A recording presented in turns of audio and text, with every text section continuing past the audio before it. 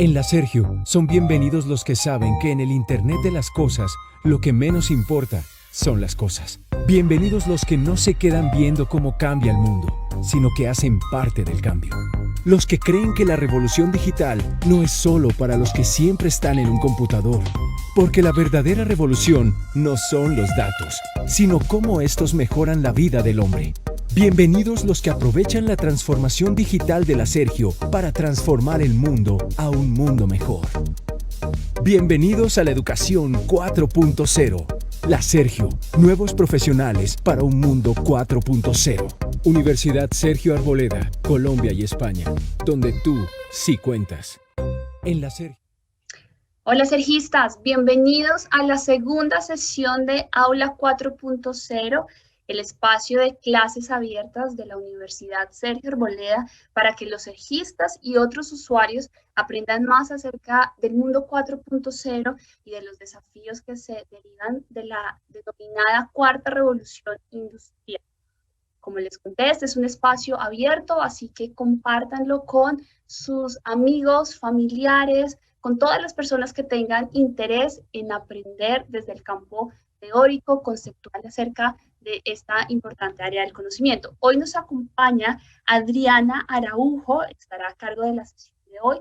Les cuento que Adriana es PhD en física teórica con énfasis en teorías modificadas de gravedad del Instituto de Física Teórica de la Universidad Estadual Paulista de la ciudad de Sao Paulo, Brasil. Adriana es matemática de formación, su formación de pregrado es matemática y actualmente es docente del programa de matemáticas de la Universidad Sergio Arboleda. Adriana, con esto te quiero dar la bienvenida a la sesión de hoy, la segunda sesión, y bueno, nos vas a hablar de un interesante tema relacionado con inteligencia artificial y cómo esta nos ayuda a descubrir, aprender más acerca del universo. Entonces, con esto, bienvenida a Aula 4.0 y la palabra es tuya. Primeramente, muchas gracias, muy buenas tardes sean a todos los presentes, a todos los que están conectándose por el Facebook. Gracias, Carolina, por la tremenda invitación. Gracias a todo el equipo por esta oportunidad. Para mí siempre es una tremenda oportunidad ganar este tipo de espacio y poder llevar desde todo punto de vista lo que es el conocimiento, ese pedacito que yo puedo aportar para todos, ¿okay? Sí, la idea es compartir, dar una clase especial el día de hoy basada en algoritmos matemáticos, conocimientos de galaxias y cómo esos dos conceptos convergen en un solo punto, cómo resolver lo que es la clasificación de tipos muy particulares de galaxias espirales a través de la implementación de inteligencia artificial. Si bien es cierto que el concepto de inteligencia artificial pues ya lleva muchos años siendo mencionado, realmente en la aplicación en la parte de astrofísica es novel. Entonces, los trabajos que voy a discutir datan del año 2019 e incluso julio de 2020, entonces son bastante novels todos esos trabajos. Entonces, esa es la idea, ¿no?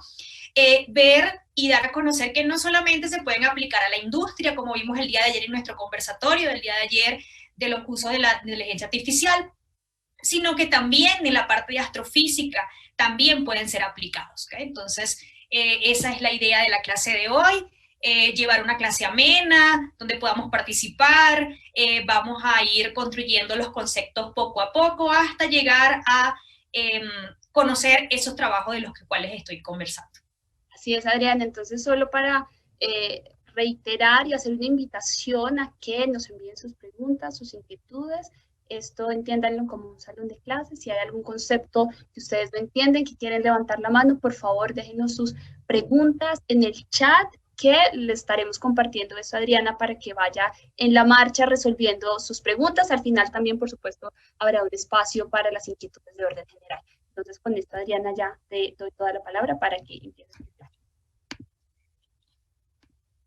Bueno, como les estoy diciendo, bueno, bienvenidos a todos a esta clase súper especial, una clase diferente en estas condiciones que estamos hoy en día, pero la idea es pues llevar esta clase de esa manera amena, ir aprendiendo un poco más, sobre todo de conceptos nuevos, de la parte de, por ejemplo, de dinámica de galaxias, y cómo esto también lo vamos a hacer converger y a irlo llevando poco a poco. Esa es mi intención en la construcción de la clase, irlo llevando poco a poco a la convergencia hacia el concepto o hacia conceptos involucrados con la inteligencia artificial. Entonces, primeramente, pues ahí está, llamé a mi clase lo que es una pequeña introducción al uso de la inteligencia artificial en la astronomía. La verdad, yo quisiera decir a la astronomía y en la astrofísica también, ¿ok? Entonces, primeramente, yo quiero comenzar con una serie de preguntas para todos, ¿cierto?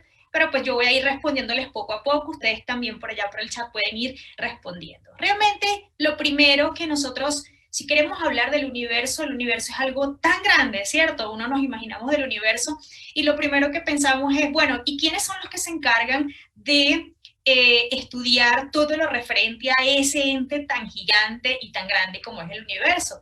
Pues todo el mundo va a responder, pues científicos, ¿cierto? Y lo que hace un científico es eso, observar, analizar patrones. Voy a empezar a utilizar las palabras que poco a poco van a ser imprescindibles para la construcción de ese conocimiento, patrones, características de un cierto fenómeno. Y cuando hablamos de científico, pues se nos viene a la mente de una vez el famoso matemático, ¿cierto? Entonces la pregunta es, bueno, un científico, pensamos en un matemático, ¿y qué hace un matemático? La verdad, el matemático, pues en parte, ¿ok? Estudia formas, estudia propiedades, describe modelos basados en algo que se llaman axiomas, por ejemplo, que son verdades que tomamos como ciertas desde un inicio y a partir de eso empezamos la construcción de la teoría. Y luego seguidamente viene el otro científico que uno de una vez le viene a la mente. Digamos que uno puede pensar primero en un matemático, pero también puede pensar primeramente en lo que es un físico, ¿cierto? Yo soy una mezcla de estos dos. Como dijo Carolina, pues comencé siendo matemático de formación, pero mis ganas justamente de investigar otros fenómenos que escapaban dentro de esa rigidez de un matemático me llevó a convertirme en lo que yo un día soy, que es un físico. Entonces, ¿qué hace un físico? Bueno, un físico observa, describe a través de las matemáticas, y miren la convergencia de los conceptos, ¿verdad? Y de las definiciones de estas personas, ¿okay? De estas profesiones, todo lo que ocurre en la naturaleza.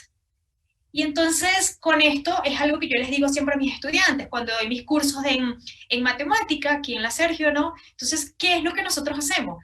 Como yo doy física para matemáticos, entonces les exploto a ellos esas habilidades y esas herramientas matemáticas, ¿para qué? Para describir fenómenos de la naturaleza. Obviamente, en las aulas de clase, pues no puedo describir todos los fenómenos de la naturaleza, ni siquiera a todas las escalas posibles. Otra palabra clave que va a salir en mi charla o en esta clase. Todas las escalas posibles. Entonces, ¿qué hacemos? Bueno, podemos describir desde las escalas microscópicas hasta las escalas macroscópicas.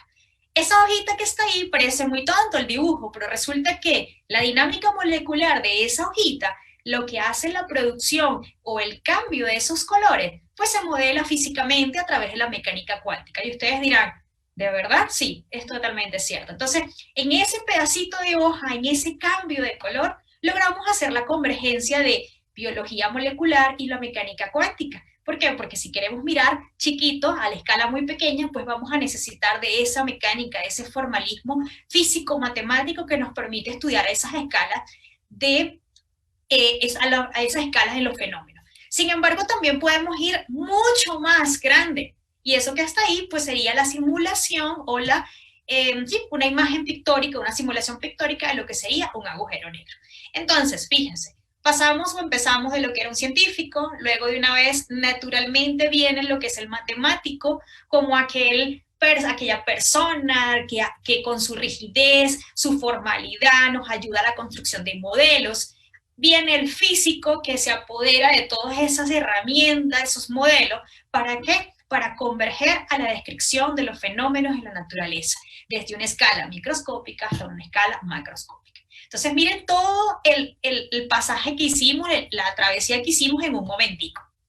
Y ustedes dirán, bueno, ¿y esto qué tiene que ver con inteligencia artificial? Bueno, les hablé que yo en particular quería mostrarles unos avances que han existido últimamente, desde el año 2019 y 2020, sobre un grupo de científicos que han utilizado las herramientas de la inteligencia artificial para la clasificación de unas galaxias muy específicas en la clasificación de espirales. Ya vamos a ver qué es eso poco a poco.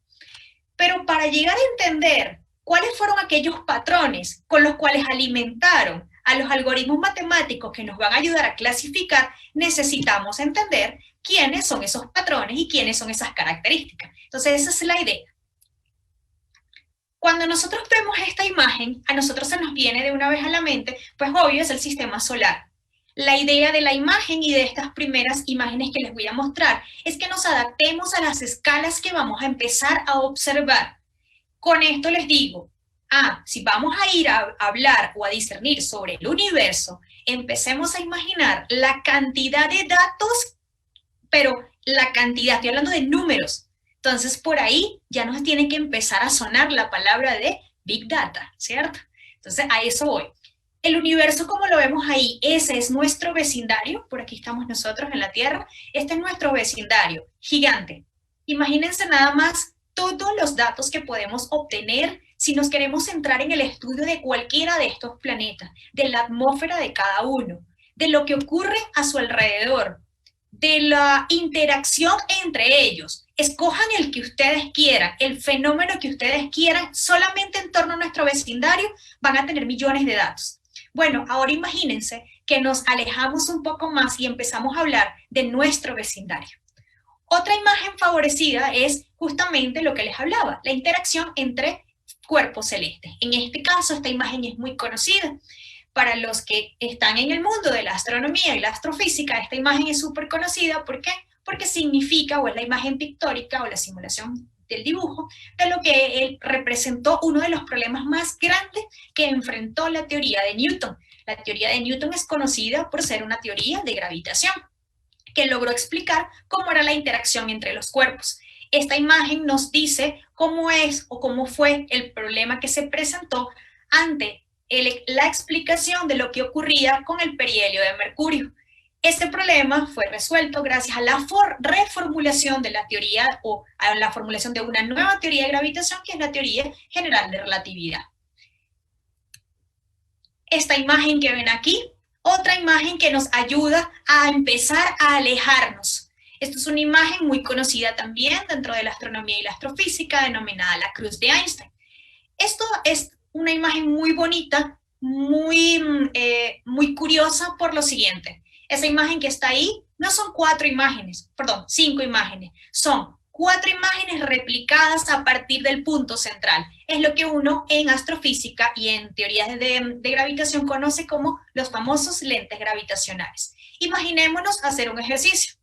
Pongamos, por ejemplo, que nosotros queremos ver como si fuese por la parte de abajo de una botella, ¿verdad? Y miramos a través de este lentecito, a través de una fuente de luz. ¿Cómo vamos a ver las cosas? Probablemente distorsionadas.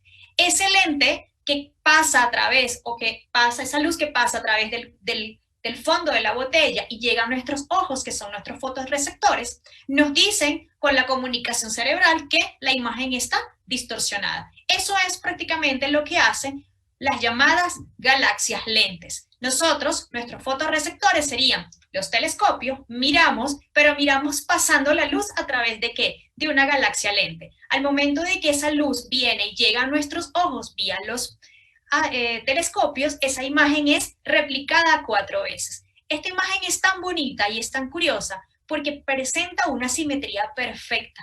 Entonces, cuando nosotros veamos aquella flor, por ejemplo, en los campos, en un parque, y vemos aquella simetría perfecta, pensemos en que la simetría, que es una manifestación de la naturaleza descrita a través de las matemáticas, no solamente lo podemos ver en una flor, no solamente lo podemos hacer a través de un dibujo, eso también se está representando y se está simulando de manera natural allá arriba en el universo. Los invito nuevamente a que vean ese número que está ahí abajo, para que empecemos a divisar y a observar la cantidad de distancia con la que vamos a empezar a jugar. Estábamos hablando del sistema solar, hablamos de interacción entre el Sol y un planeta. Miren ahora, esto también es una interacción, una manifestación de la interacción gravitacional. Miren la distancia. Eso es justamente de dónde está viniendo esa fuente de luz. Es un cuásar llamado, identificado con ese número, un catálogo especializado en esto, y está a una distancia de 8.000 millones de años luz. Es extremadamente lejos. Bueno, lo asombroso de eso es que esos objetos están allá a esta distancia y nosotros aquí en la Tierra queremos aprender a clasificarlos, queremos saber de ellos. Ahora pensemos en galaxias a 2.500 millones de años luz. ¿Será posible que a través de patrones, a través de algoritmos matemáticos y con un telescopio extremadamente potente podremos obtener aquellas imágenes? No solamente obtenerlas, sino aprender a decir a quién ellas representan. La respuesta es sí. Para ir continuando y para ir creciendo con lo que es toda esa escala de universo, necesitamos empezar de nuevo, necesitamos continuar, ya habíamos empezado, a describir, a comprender esas distancias. Nuestro universo visible, entonces a esto es, bueno, ustedes salen a sus casas y miran al cielo, y ustedes lo que ven es un cuadrante, un pedazo, un arquito de apenas de nuestro cielo. Se mueve y ven otro pedazo. Obvio que no estamos viendo todo, ¿cierto? Bueno, ahora hablemos del universo visible. Son muchos los científicos del mundo entero solamente mirando hacia porciones de nuestro cielo, de nuestro universo, e intentando describir todo lo que a través de nuestros fotorreceptores, estamos hablando de telescopios, inclusive hasta a través de radiotelescopios, queremos describir para poder plantear un mapa y decir, en esta región del universo tenemos esto, en esta región tenemos esto, contamos con esto, con aquello. El radio visible de nuestro universo, miren ese número, es de 1,37 por 10 a la 26 metros. Estamos hablando de un 1 y 26 ceros a la derecha. Piensen en ese número. El volumen de nuestro universo es aproximadamente todo ese número de 10 a la 70 metros cúbicos. La densidad media de los constituyentes de nuestro universo, y cuando hablo de densidad media, estoy hablando justamente de densidades de materia. Resulta que ese es un problema abierto en cosmología. Nosotros, las personas que hacen cosmología, no precisamente yo hago otro tipo de física, pero mis compañeros o mis colegas, los que hacen cosmología, que se estudian en esto, están interesados en describir y saber realmente si esos números que están ahí son los que realmente representan los constituyentes de nuestro universo. Resulta que tenemos un problema, no sabemos muy bien cómo es la distribución, pero a partir de un proyecto llamado Supernova 1A2, en el año 2001, si no mal recuerdo, 2011, perdón, se gana el Nobel, y ellos ganan el Nobel por la descripción, ¿okay?, de exactamente de esos porcentajes en los constituyentes de la materia. ¿Ellos qué aportan? Bueno, que 68.3% aproximadamente, eso está relacionado con algo que se conoce como la energía oscura. Y aquí les dejo otra interrogante u otro paréntesis. No sabemos muy bien lo que es la energía oscura. Unos dicen es la famosa constante cosmológica, otros dicen no, es una función escalar, para las personas que me están escuchando, matemáticos, físicos, una función escalar, no sabemos qué, es decir, existen diversos modelos teóricos que ayudan a describir y que pretenden dar respuesta a ese número que está ahí. Algunos lo hacen, algunos otros no. Pero como les digo, eso es algo que todavía no se conoce, y yo siempre le digo a mis estudiantes, el papel lo aguanta todo. Por los momentos, seguimos manejando esos números porque digamos que se ajustan bastante a lo observado y a los datos que se van recogiendo a través de las observaciones. Existe otra parte de ese 100%, obviamente, es el 31.7. Ese está asociado a materia, pero resulta que de ese 31.7, el 26.4 se cree que está asociado a lo que se llama materia oscura. Eso es otro problema abierto. Nadie sabe realmente qué es. Se sabe algunas propiedades de ella, pero no se sabe qué es aquel ente físico que nos logra describir lo que es. ¿Ok? O sea, que realmente materia oscura, es tal cosa. No, no se sabe. Existen modelos teóricos que apuntan a la descripción de ella. Mientras no exista una comprobación científica, observacional de eso, todo esto seguirá siendo a nivel teórico. Que funciona muy bien, sí, según las observaciones, pero no se ha visto ni observado realmente, digamos, ahí está o esto es de manera concisa. De ese 31.7 tenemos el 26.4 y queda apenas, muchachos, todos, queda un 4.9 de materia ordinaria. Cuando hablamos de materia ordinaria, estamos hablando de esta materia, tóquense, ¿sí? Esto, la pared, el cuaderno, la silla, la mueble, ¿ok?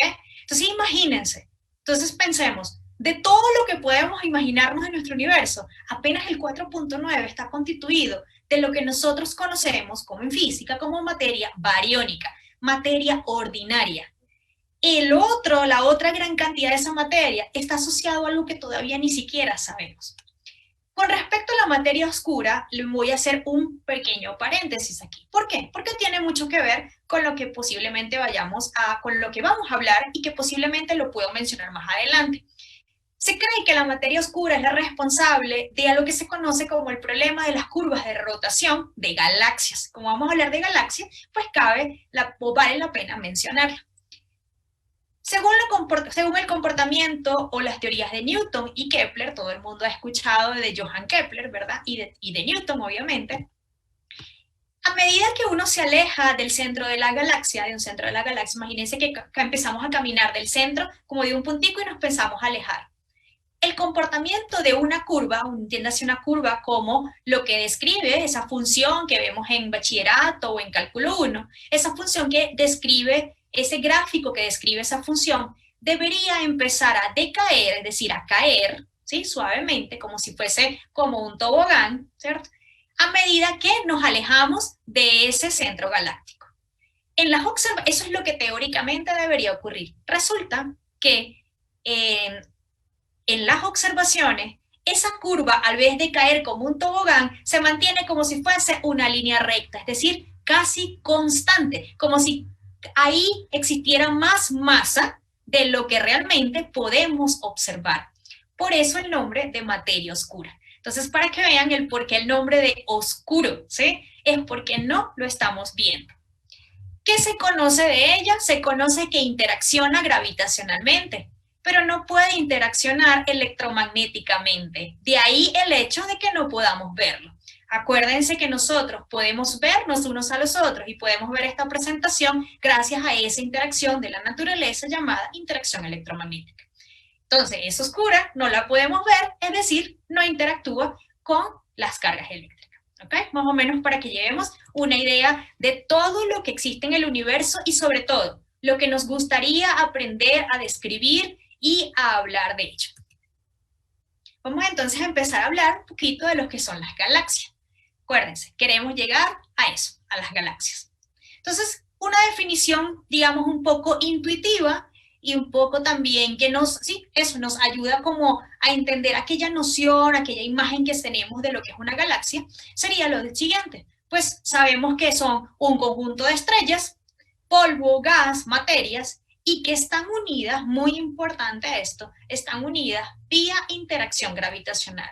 Y ustedes dirán, pues claro, si aquí pues sabemos que la teoría de Newton lograba explicar la interacción entre dos cuerpos de diferentes masas, ahora entonces unamos muchas cosas, ¿cierto? Muchas materias, muchas estrellitas, y cómo se mantienen ellas juntas y forman aquella forma tan bonita que dentro de poco vamos a ver, pues vía interacción gravitacional, es decir, se atraen unas a otras.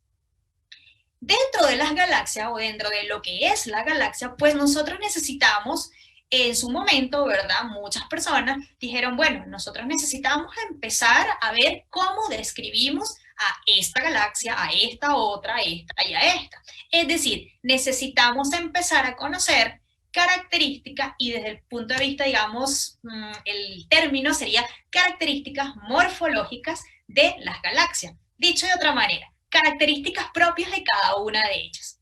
Unas de ellas, ¿verdad? Son La distancia del disco, ¿se acuerdan la distancia que les dije ahorita de caminar desde el puntico del inicio hasta salir de la galaxia? Bueno, a eso se le llama distancia de los discos galácticos.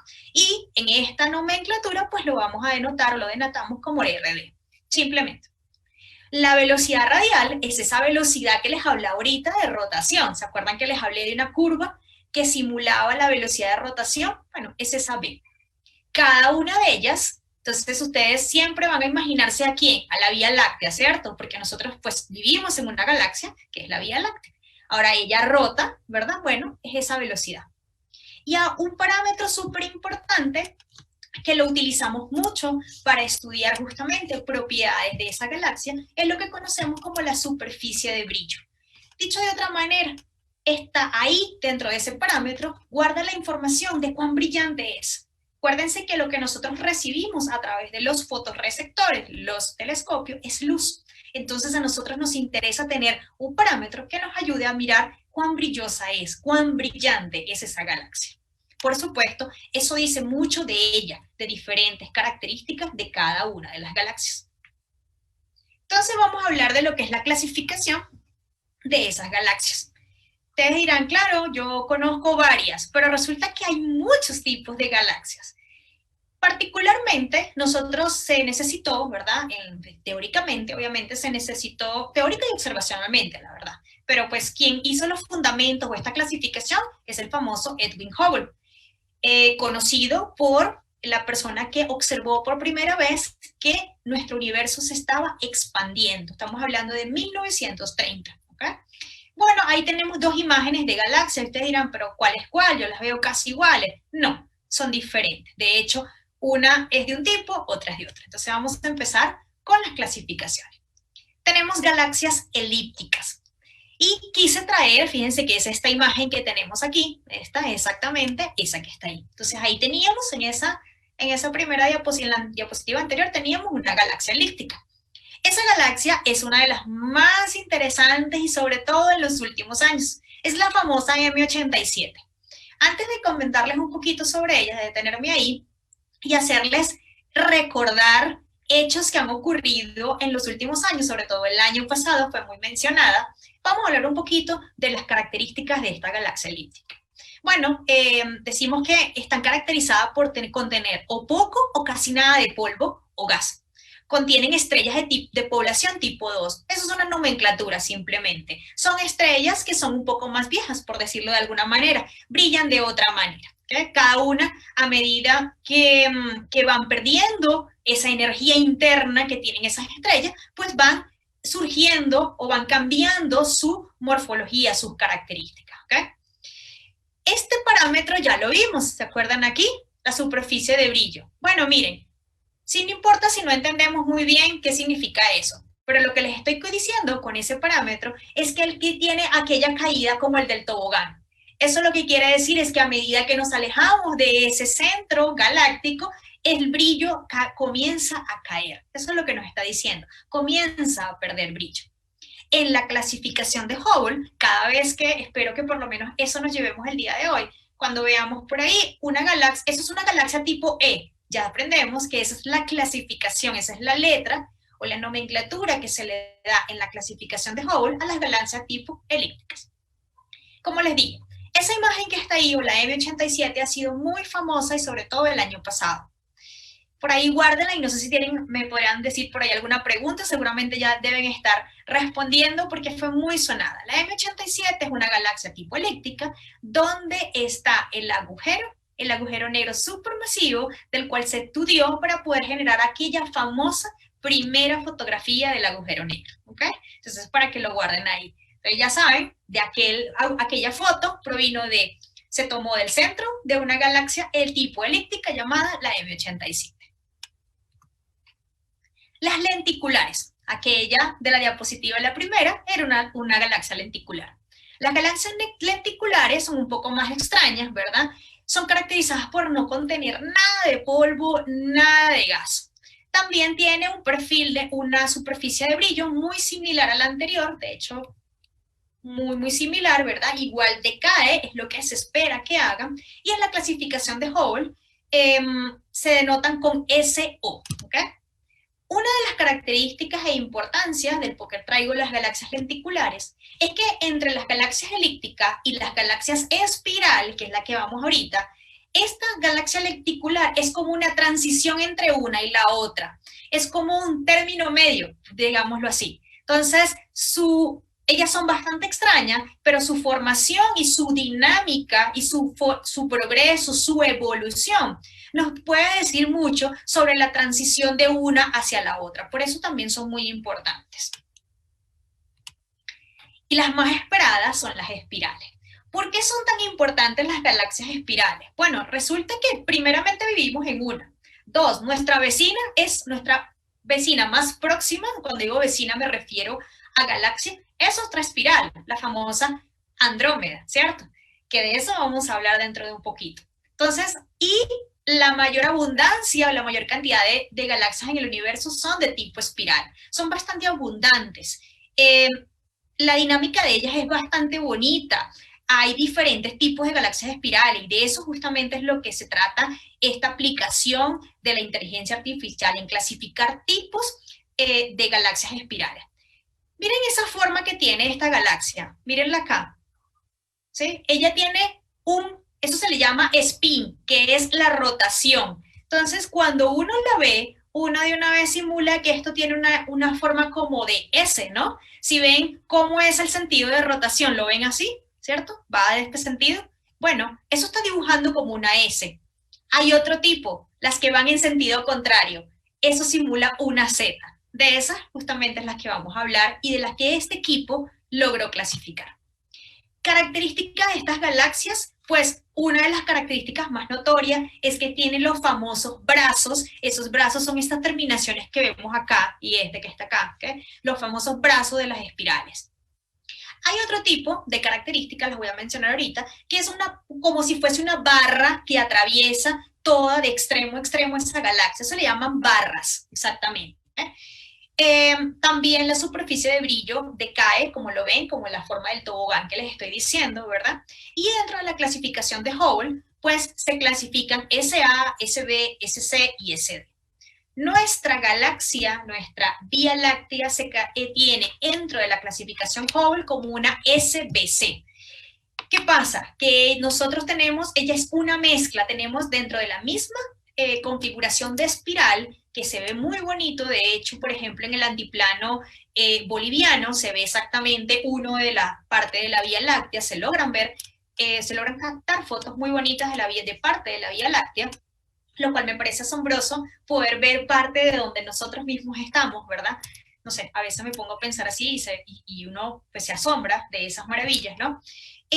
También tiene otras características, tiene esa barra. Entonces, esa SBC significa Spiral Barred Galaxia, ¿okay? Entonces, es una espiral barrada, como le dice uno, ¿okay? Pero, si estamos hablando de galaxias, ya no salimos, digamos, nosotros vivimos en una de ellas, ¿verdad? Bueno, y les hablé ahorita que teníamos una vecina que era la famosa Andrómeda, que es la famosa Andrómeda. Pero estamos en un grupo, o sea, estamos dentro de un grupo más grande. Con eso lo que les sigo diciendo es, ampliemos la capacidad de esa distancia. Ahora veamos a mayor distancia. Eso se le llama el grupo local. Por eso yo coloqué de título Galaxia, datos, ¿sí? Porque empiezan a aparecer muchos. Ese nada más es nuestro vecindario. Ese es el gran grupo local. Ahora, extendamos. Vámonos al gran cúmulo de Virgo. Ese es el gran, miren, de nuevo acá, este es por aquí, miren Milky Way, y aquí está Andrómeda Galaxia, ¿sí? La galaxia de Andrómeda. Abrámonos un poco más, o sea, miremos, apartémonos y miremos más atrás. Miren dónde estamos, aquí está Andrómeda, y miren todo lo que está a nuestro alrededor. Ahora imagínense, un científico o un grupo de, pongámosle 20 científicos, mirando todos hacia una misma parte del universo. ¿De verdad creen que 20 personas serán capaces de clasificar, de estudiar esa gran cantidad? Esto es el grupo local. Esto es aquí, en nuestro vecindario. A pesar de que es bastante lejano, estoy hablando de muchos años luz, ese vecindario. Bueno, estas personas salieron del vecindario más allá. y están intentando clasificar, identificar lo que está súper lejos de nosotros. Imagínense 20 personas mirando hacia cada parte del universo, intentando a lápiz, igual vamos a ponerle algoritmos, no sé, simulaciones en computadores, una a una, intentando a ver, ¿será que es elíptica? ¿Será que es clásica? ¿Será que es espiral? ¿Será que tiene barra? ¿Será que no tiene barra? He ahí la imposibilidad. Cuando los datos crecen, entonces ante el ojo de un grupo, pongamos eso, un 20, que ya es bastante, un grupo de 20 personas enfocados hacia un mismo problema es bastante, todos pensando en lo mismo, ¿no? Pero a medida que los datos crecen, el manejo y el control de ellos empieza a escapar de esa capacidad objetiva del procesamiento de ellos. Y si de eso, de esa objetividad y de ese buen manejo depende que digamos y saquemos un catálogo nuevo y digamos, tal es una espiral, tal otra no lo es, esta parece que no le veo bien la espiral o no le veo bien los brazos, empieza a haber incertidumbre en la interpretación de esos datos. He ahí la necesidad de echarle mano a otros mecanismos, a algoritmos, a máquinas para que nos ayuden a decidir sobre lo que es algo y algo no es. ¿Okay? Entonces vamos a seguir hablando de lo que son las características de esas galaxias. Porque de nuevo, si queremos ir a alimentar un cierto algoritmo, acuérdense que para allá vamos, necesitamos alimentarlo de datos. Esos datos van a ser, mira, me vas a reconocer que ya no es una espiral. No, no lo es. Sí, sí es una espiral, pero no tiene, miren, aquí está, no tiene la barra. Simplemente es una espiral. O es una espiral S, es una espiral Z, por ejemplo. Bueno, apareció otra persona, aparte de Hubble, y dijo, vamos a anexarle a esa caracterización, a esa manera como caracterizamos galaxias, vamos a anexarle más características. De esa manera, a mayor parámetros, mayor caracterización y mayor conceptualización de lo que es o no es una galaxia espiral o elíptica o lenticular, por ejemplo. Bueno, le anexó, de Bancouleur, introdujo 3 importantes características estructurales para las galaxias espirales. Le anexó lo que se llama la barra. Esa barra que está aquí, miren, aquí está, esto es una espiral barrada, se parece mucho a la nuestra. Dice, es una franja prominente de alta densidad de estrellas. Cuando hablamos de alta densidad es alta concentración de estrellas, mucha estrella. Por eso ese gran brillo que tiene eso aquí. Los brazos espirales no son caracterización de la parte de Hubble, son caracterización gracias a de Bancouleur. Entonces, los brazos espirales, dice esta clasificación, también considera otros tipos de brazos, como de apariencia irregular, altamente irregulares, brazos hasta rotos, como si se interrumpieran y continúan en otra parte. Rotos bien difusos desde la zona más protuberante de la galaxia. Eso quiere decir que no solamente son esos brazos bien definidos, perdónenme, como estos, miren que hasta se ven, sino que él también considera, bueno, pudo haber ocurrido algo dentro de la evolución de esa galaxia que hizo que esos brazos se interrumpieran. Por ejemplo, falta de interacción gravitacional, empezaron a despegarse, por ejemplo, atraídos por medio de otro cuerpo cercano a esa otra partecita del brazo y empezaron a separarse, por ejemplo, ¿no? A eso se le llama justamente brazos rotos o bien difusos, irregulares, en fin. Así que él dijo, bueno, el hecho de que ella no tenga muy bien definido esos brazos no quiere decir que no podamos tenerlo en cuenta para la caracterización de alguna otra galaxia. Por ejemplo, galaxias espirales, ojo con eso. Dentro de lo que es la interacción de estos cuerpos celestes, ¿verdad? ¿Y por qué les hablo de esto? Bueno, por lo siguiente. Uno de los grandes trabajos que les voy a presentar es que alimentaron una red neuronal, ¿verdad? Para decidir realmente si esas galaxias que estaban posiblemente que iban a colisionar, por ahí deberían haber escuchado hace tiempo, la colisión de que la Andrómeda se va a venir contra nosotros, Andrómeda se iba a venir contra la Vía Láctea, ¿ok? Justamente ese es el ejemplo que les tengo acá. Eso no va a ocurrir ahorita, ¿ok? ¿Ha ocurrido? Sí. Y resulta que ese trabajo, del cual voy a mencionar, alimentaron una red neuronal justamente para averiguar si realmente algunas de las galaxias, obviamente cercanas, con ciertas características, podían llegar a fusionarse. Eso se le llama, pues, en inglés y dentro de como en el argot, se llama merger. Esa palabra también debieron escucharla mucho cuando hablaron de la fusión de agujeros negros en las ondas gravitacionales, por ejemplo. Bueno, resulta que dentro de lo que son colisiones o encuentros realmente entre galaxias, pues existen tres tipos, por ejemplo, existen muchos. Fricción dinámica es un tipo, encuentro a altas velocidades, y la que este equipo estaba interesada se llama merger, fusiones. Bueno, para eso hay que cumplir ciertas condiciones. No todas las galaxias van a empezar a chocar unas con otras allá arriba.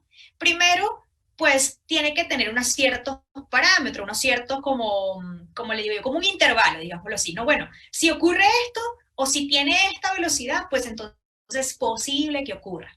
Por supuesto, todo depende de la dinámica y la evolución entre ellas. Ahora estamos hablando de dos galaxias que juntas forman un sistema. Por eso es que hablan de dinámica entre galaxias, ¿cierto?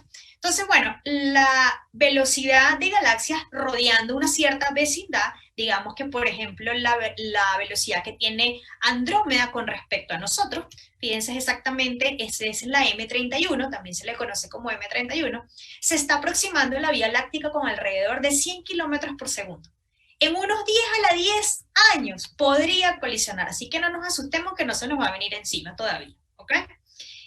Entonces, por eso es que lo traigo a colación esto, porque eso va a ser mencionado más adelante. Entonces, vamos a hacer un pequeño resumen rápido. ¿Qué tenemos hasta ahora? Tenemos características de galaxias espirales, tenemos que puede tener una barra, tiene brazos, estos brazos pueden ser difusos, bien definidos, o entre galaxias podemos entonces considerar fusión de ellas. Miren, por ejemplo, esta imagen es muy conocida, esta es la famosa Whirlpool, como la de las neveras y las lavadoras, Whirlpool. Bueno, eso viene justamente de ella. Resulta que la galaxia Whirlpool tiene una muy cercana, que es esta. La dinámica es bastante compleja, porque miren dónde está ese brazo. Prácticamente de verdad parece que se lo está como tragando. Se cree que más adelante esta, que se le llama una galaxia como satélite, porque está por ahí cerquita, se va a venir, o justamente esta, que es la más grande, se la va a tragar, ¿cierto? Eso todavía no ha ocurrido. Supongo que son muchas las personas que están solamente apuntando y mirándola a ella, observándola, viendo, estudiándola, todo el tiempo muy de cerca, porque pues es muy interesante.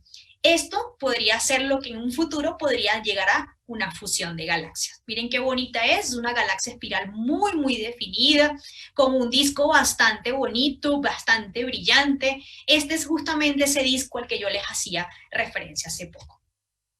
Dentro de la dinámica de galaxias, como les dije, pues entonces tenemos lo que es posiblemente,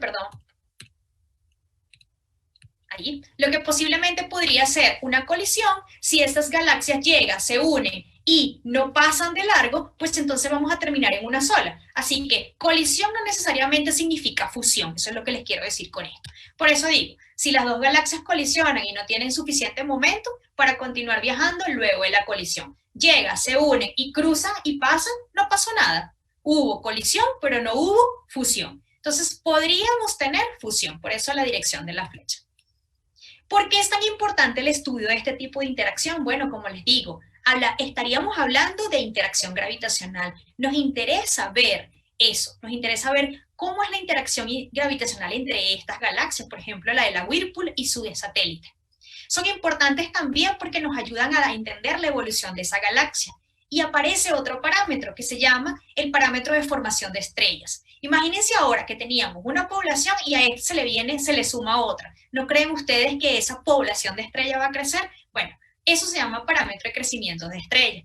Eso también nos interesaría y les interesó a este equipo estudiar. Miren, aquí está, fíjense, es un artículo, miren, del año 2019, publicado en la Astronomy and Astrophysics, ¿verdad? Súper importante que cuando leamos artículos, siempre es importante ver la fuente, que sea una fuente confiable. Eso para todos los estudiantes y todas las personas que me están escuchando. Miren lo que nos dice acá. Ellos se entrenaron y utilizaron una red neuronal de convolución. Convolución es un término muy matemático, de hecho es un término matemático, para crear Miren, identificaciones de quiénes. Miren el término merger, ¿cierto? De fusiones de binarias, de galaxias, ¿no? Entonces, miren, ya utilizaron redes neuronales de convolución para estudiar y crear o identificar justamente el encuentro entre estas dos galaxias. Asombroso, creo yo, ¿no? Estos numeritos, estas letras que ven ustedes acá, son catálogos de datos, ¿ok? Miren lo que dice, ellos compararon el parámetro, esto se llama Star Formation Rate, formación, parámetro de tasa de formación, con varias galaxias, ¿cierto? Esa imagen que ustedes ven ahí, ¿cierto? ¿Qué les dice? Bueno, ¿para dónde vamos? El cerebrito, las galaxias.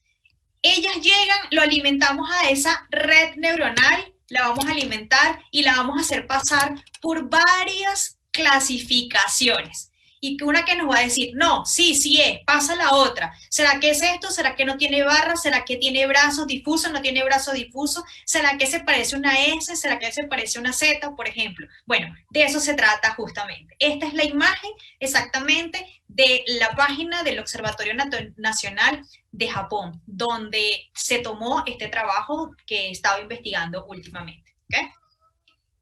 Para hablar de inteligencia artificial, pues tenemos que aprender a mirar hacia nosotros, porque de eso se trata, simular lo que hace nuestro cerebro. Esa imagen que ustedes ven ahí es exactamente la sinapsis de cada una de las neuronas. Nosotros tenemos millones de neuronas, tenemos que cuidarlas mucho. Se nos mueren, es posible, ¿verdad? Enfermedades, muchas cosas, se nos pueden morir a través que envejecemos, se nos muere. Pero tenemos tantas que no nos ocurre casi nada, esperemos. La transmisión entre una neurona y la otra se llama justamente sinapsis. Entonces, ¿de qué se trata la inteligencia artificial? La inteligencia artificial es una rama de la ciencia de la computación que ayuda o pretende construir mecanismos capaces de llevar a cabo tareas típicas de nosotros, de la inteligencia humana. Entonces, si nosotros queremos llegar a crear una red neuronal artificial, necesitamos también, yo pienso, es mi opinión, entendernos nosotros mismos, entender cómo funciona, en la medida de lo posible, nuestro cerebro. Porque al fin y al cabo lo que vamos es a simular eso. Datos históricos, súper importante. La inteligencia artificial data, muchachos, desde 1943 de la mano de Warren McCall.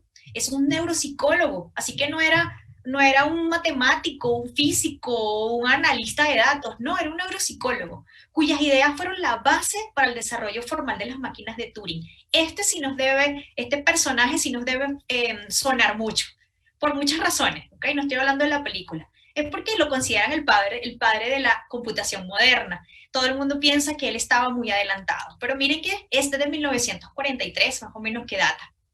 El área de investigación como tal comenzó a ser desarrollada en un workshop en 1956 en New Hampshire, en este college. Pero miren lo importante, en ese workshop estuvieron personas del MIT, muy conocido, el Instituto Tecnológico de Massachusetts, del IBM y de la Carnegie Mellon University. Es decir, personajes muy importantes estuvieron en ese momento. A partir de ahí, de 1956, digamos que comienza todo el desarrollo de lo que es la inteligencia artificial. Por supuesto, no como la conocemos hoy en día, no con las máquinas que tenemos hoy en día, con la capacidad de procesamiento que tenemos hoy en día, pero eso no es nuevo. Esa es la moraleja de esta parte. Inteligencia artificial, machine learning, deep learning, ¿qué es todo eso? Bueno, la inteligencia artificial, entonces, el entendimiento de los procesos que caracterizan la inteligencia humana. Resulta que dentro de la inteligencia artificial está el machine learning. Entonces, ¿estamos hablando de lo mismo? ¿Realmente? No. O sea, realmente hay que aprender a diferenciar cada uno de los términos. Ese machine learning es el entrenamiento de máquinas. Pues en inglés es la traducción, aprendimiento de máquinas. De máquinas para ciertos procesos. Pero ¿qué ocurre cuando esos procesos, lo que queremos que esa máquina nos ayude a resolver, ¿verdad?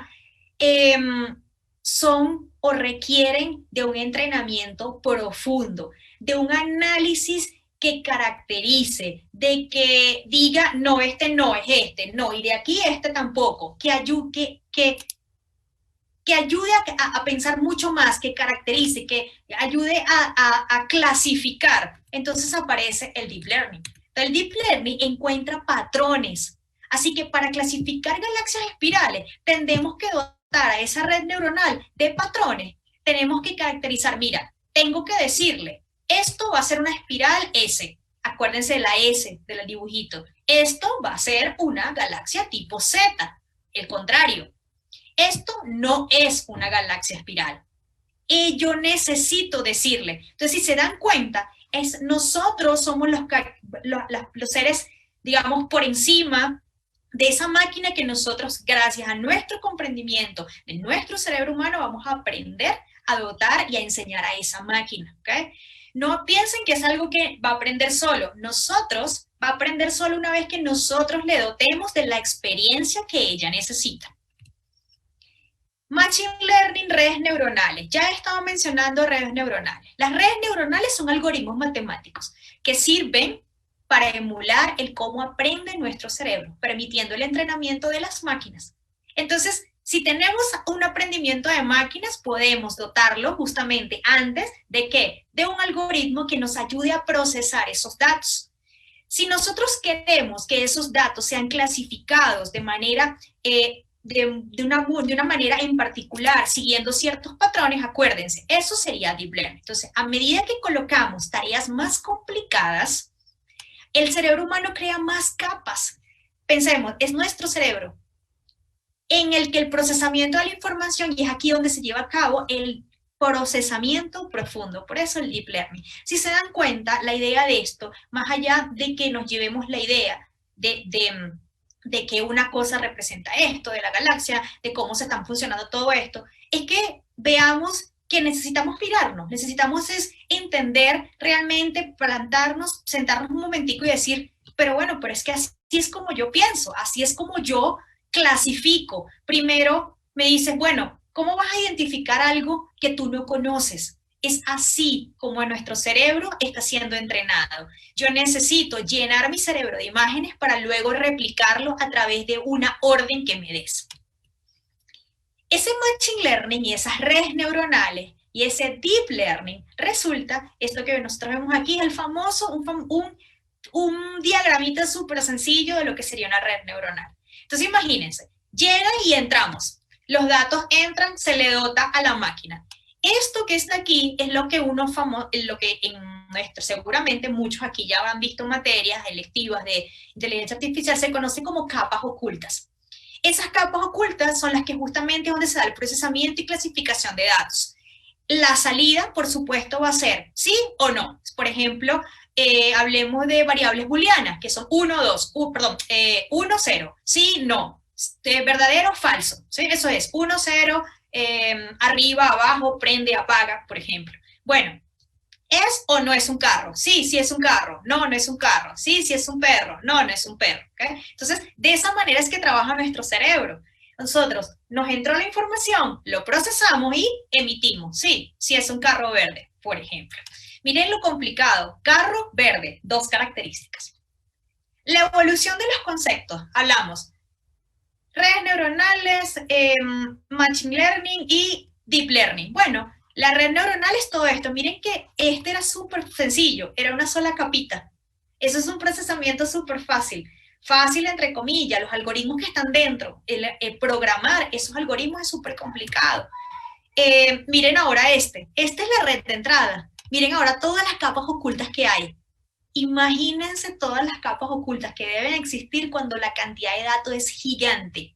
Cuando cantidad de datos es algo, que son los que van a entrar, características por clasificar es otra. Eso es lo que yo quiero que mi red neuronal reconozca de todos los datos que vamos obteniendo. Si bien es cierto que yo no he mencionado aquí, y tampoco lo voy a hacer, lo mencioné creo una sola vez al principio, lo del procesamiento de los grandes datos, porque eso es aparte. Esto, sí es cierto que estamos recibiendo muchas imágenes. En este trabajo fueron 250.000 imágenes. Entonces, eso sí es gran cantidad de datos con muchos tipos de características diferentes. Pero quienes procesan la gran cantidad de datos utilizan otros algoritmos y ellos lo que hacen es filtrar, quitarle todo ese ruido que seguramente va a tener, cosas que no nos interesan y dotar a la red neuronal de todo limpio, ¿ok? ¿ok? Para que ella haga su trabajo, clasificar. Esto que está aquí es exactamente el aprendimiento de máquina. Entonces está la red neuronal, el aprendimiento de máquina, y si ahora buscamos y aprendemos, queremos buscar o analizar más profundamente, estaríamos hablando del famoso Deep Learning, ¿ok? Una red neuronal simple es esta que les estoy mostrando aquí, que es de una sola capa, y esto es una red neuronal bastante profunda. Tiene 1, 2, 3, 4 capas, ¿ok? Entonces, imagínense todo lo que hay que programar para que mi algoritmo haga eso. Eso ya es otro trabajo. El día de ayer en el conversatorio llegamos, creo que a pesar de que teníamos puntos diferentes que ofrecer de este tópico hacia diferentes ramas o hacia diferentes puntos de investigación, por ejemplo. Una de las cosas que convergimos María Fernanda y yo el día de ayer fue que para hacer esto un trabajo bonito, completo, una sola persona no lo puede hacer. Y no es porque no tenga capacidad, es porque realmente esto es el escenario propicio para que la interdisciplinaridad converja en esto.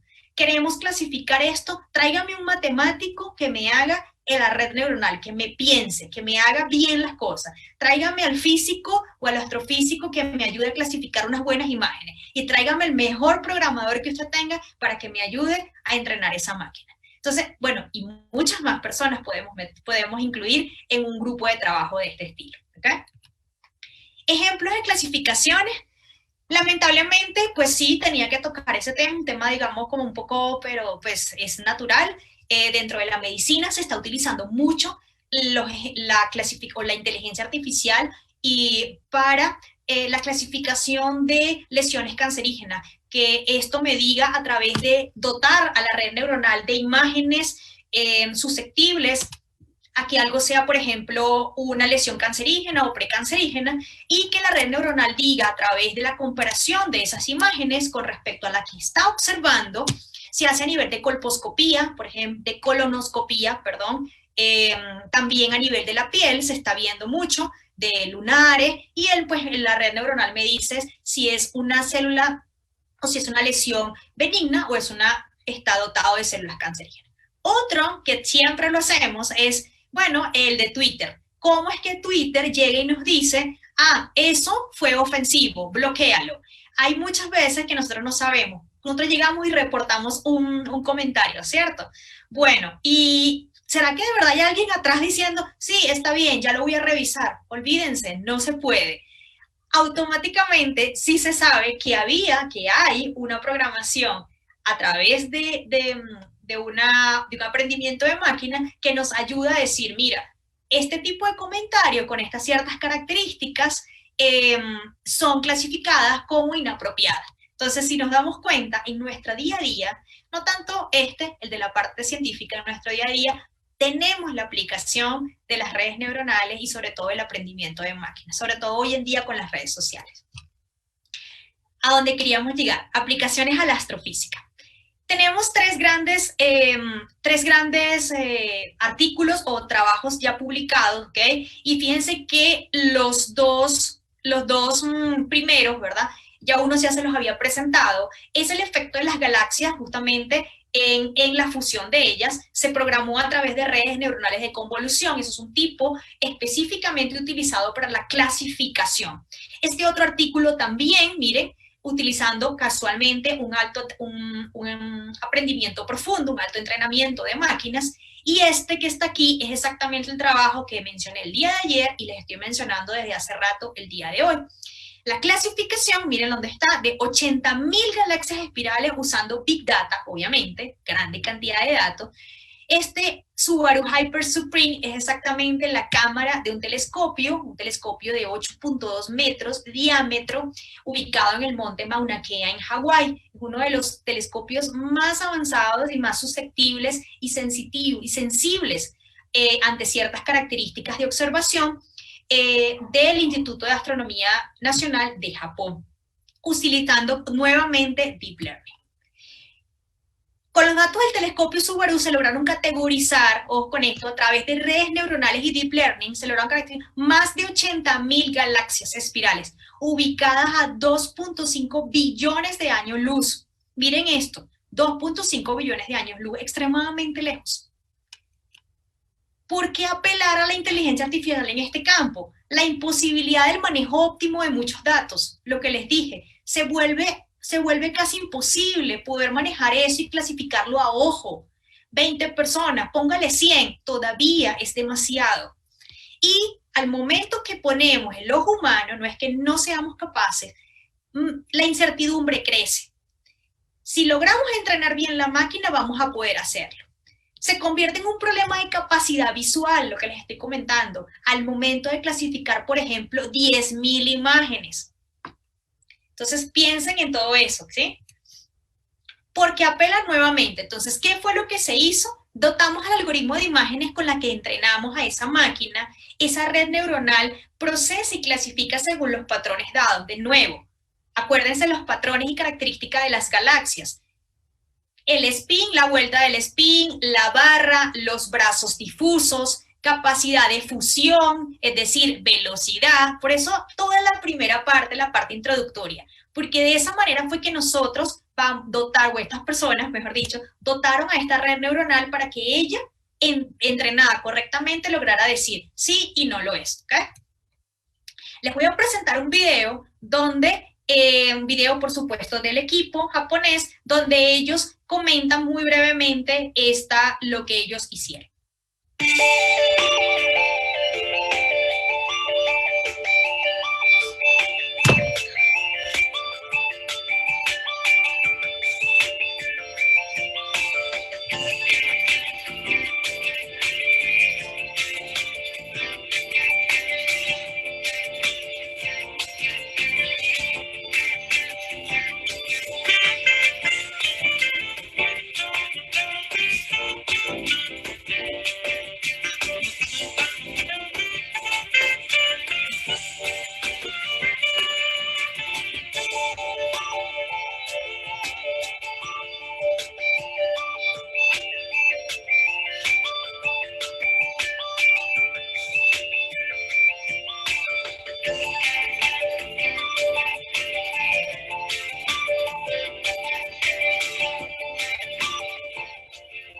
スバル望遠鏡の観測データは広範囲、高解像度、高感度と遠くの銀河を研究するのに必要な3つの要素を兼ね揃えています。今回 AI を活用することで1万個も竜巻銀河を見つけましたが、その多くは25光年も離れた宇宙にあることが分かりました。今後は大月の竜巻銀河や合体している銀河など複雑な形も分類できるようにして銀河の形がどう変わっていったのか調べていきたいです。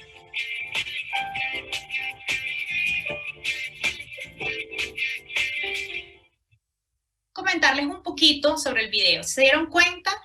Ellos ya se están planteando la necesidad de clasificar galaxias con formas mucho más complejas. Incluso, lo mencioné, ¿se acuerdan de las barras? Las capacidades de fusión. Bueno, por eso de nuevo repito la primera parte de toda la charla, toda nuestra clase del día de hoy.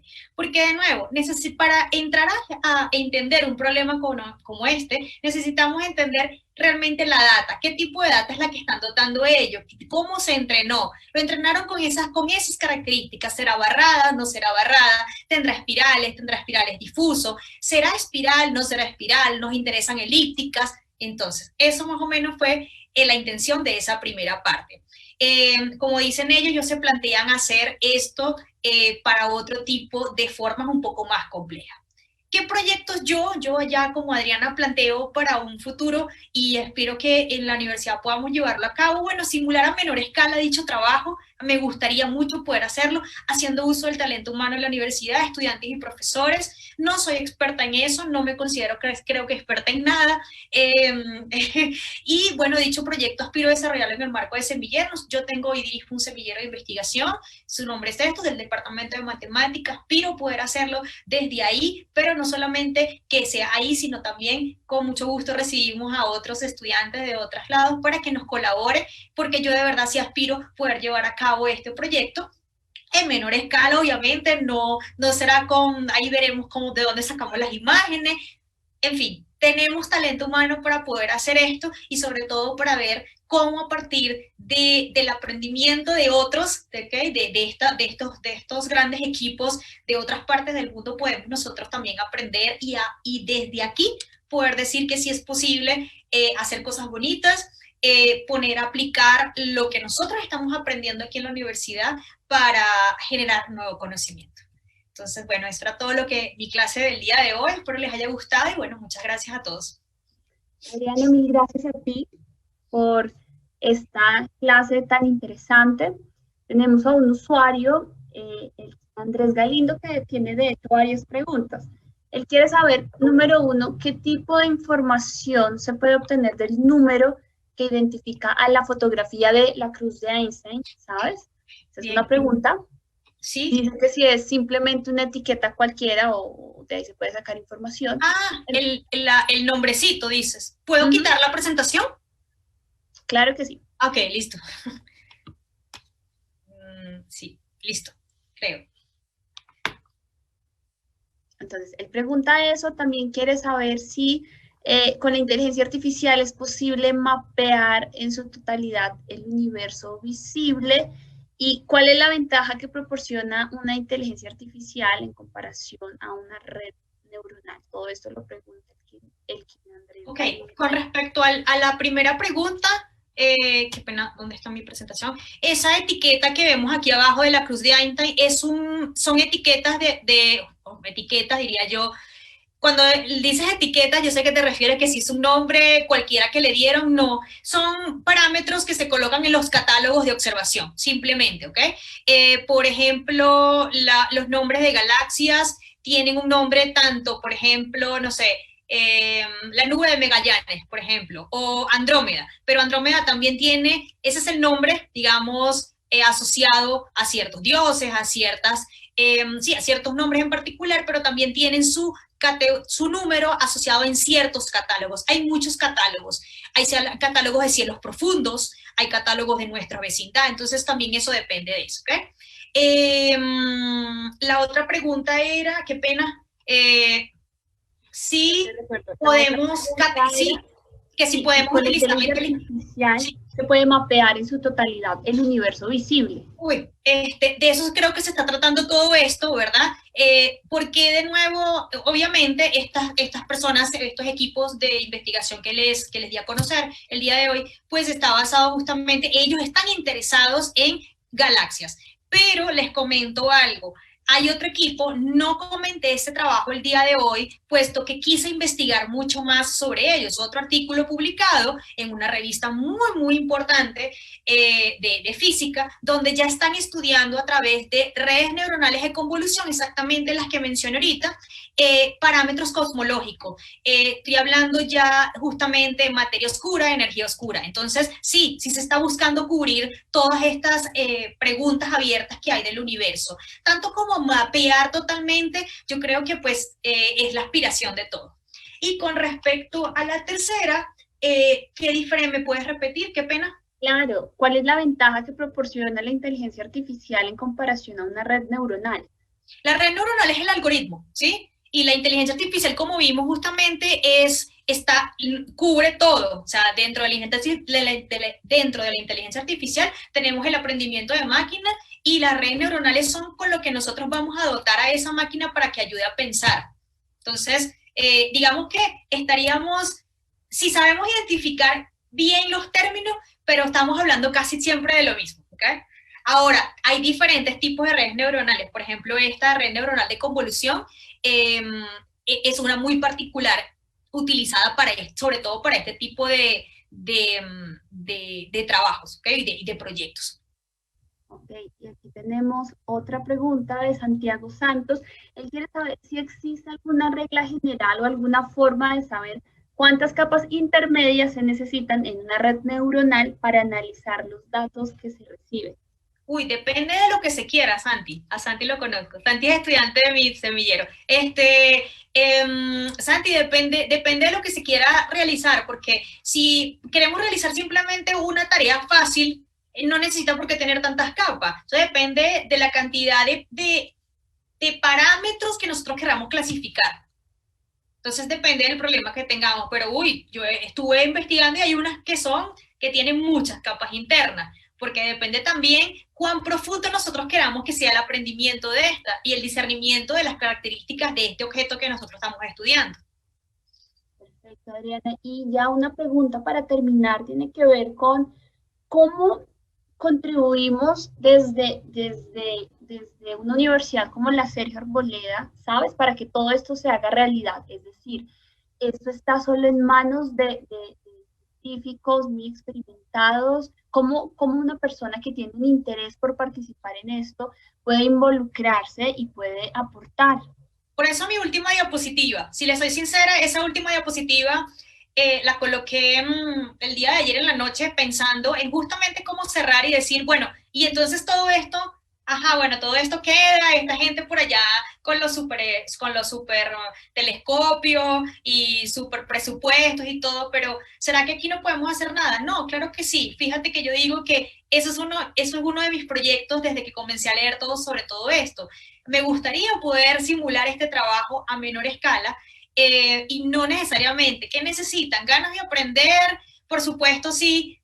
Si tenemos ciertas habilidades, estudiantes que tengan habilidades de programación, ya en la Sergio Arboleda ahí se han dado electivas en la carrera de inteligencia artificial y telecomunicaciones, de telecomunicaciones y sistemas, electivas de inteligencia artificial. Tengo estudiantes del programa de matemática que están viendo esa electiva, entonces las ganas ya las tienen, están ahí.